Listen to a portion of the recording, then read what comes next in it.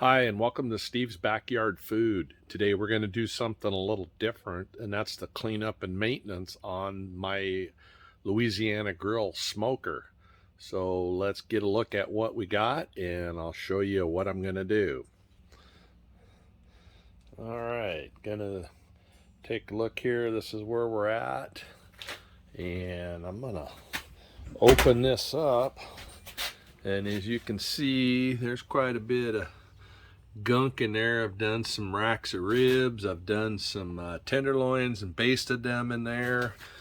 My drip pan is pretty dirty and grody, and we're just going to give this thing a bath and take a look at how we do that. Let me get this camera settled here.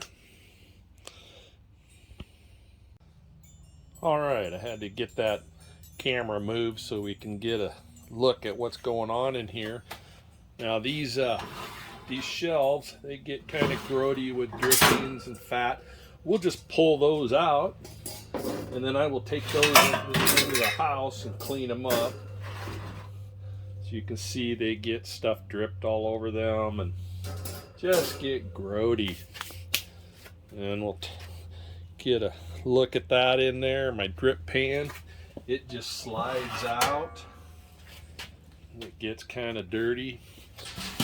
Now, and this is the grease deflector pan. It gets all the grease and fat that drops out of all my meat and the drippings and the basting from everything. It gets caught on that. And back in here is the drip rail, which catches everything, runs it down out the hole to the drip bucket in the back, which we'll go around and take a look at. Now, I'm not going to clean this thing up really clean. I'm just going to wipe it down, make sure the surfaces are clean and the door is clean. But it gets that nice smoke patina on it, and I don't want to just scrub it down. I just want to keep it clean.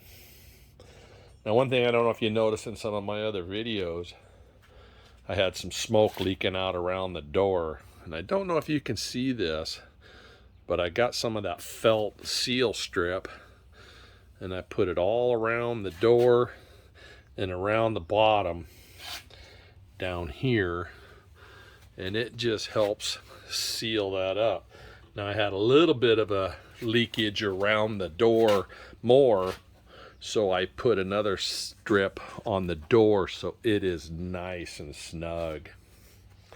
As you can see, the original seal is just this rubber tube-like seal, and right here it's all pushed in, and I don't know why it came that way, but not really good quality, and it leaks. And then with the temperature probes and wires going through there and everything, it just doesn't work right. And the other thing I'm going to look at here real quick is the ashtray, and you can see that it catches the ash in that burn tray, and we'll just empty this out into the trusty garbage pail here, and then it's nice and clean like that, and it just slides right back in here in the igniter area. All right, we'll take a break. I'll take these items inside the house and we'll scrub them up, and then I'll just bring some warm water and a little bit of soap in here, and we'll just wipe this down. Okay, I'm back with the cleaning. I got the shelves and the drip pan and stuff inside the house. I'm actually putting those through the dishwasher after I scrubbed them down a little bit. So I just got me a bucket here of some light Dawn dish soap with a rag and a little scrubber, and I just like to lightly wash this down. I have a friend of mine that has a barbecue business, and he has one of those big smokers with the rotisserie shelves and on a trailer, commercial unit. He says he never really washes his out. It's like losing the patina, he says. So I just kind of gently wash this down, get all the goobs out, any any drippings that don't belong, a little grease, a little bit of marinade and whatnot that has gotten on the shelf trays on this deck here.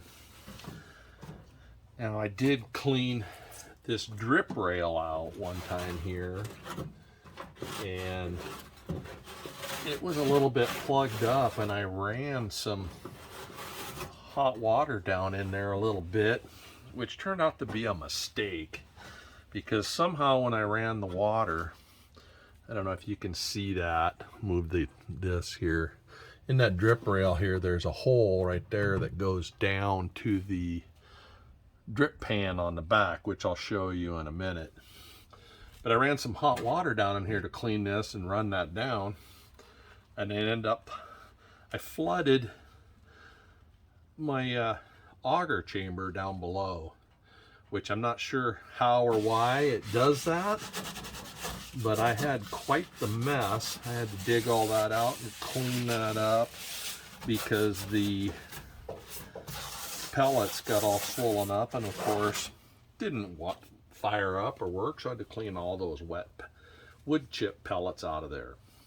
So I'm going to go ahead and continue to wash this up. You don't need to watch me do that, so we'll put you on hold here and we'll get back in just a little bit. Here's something I wanted to show you that's a little bit impressive, is the smoke buildup on this door.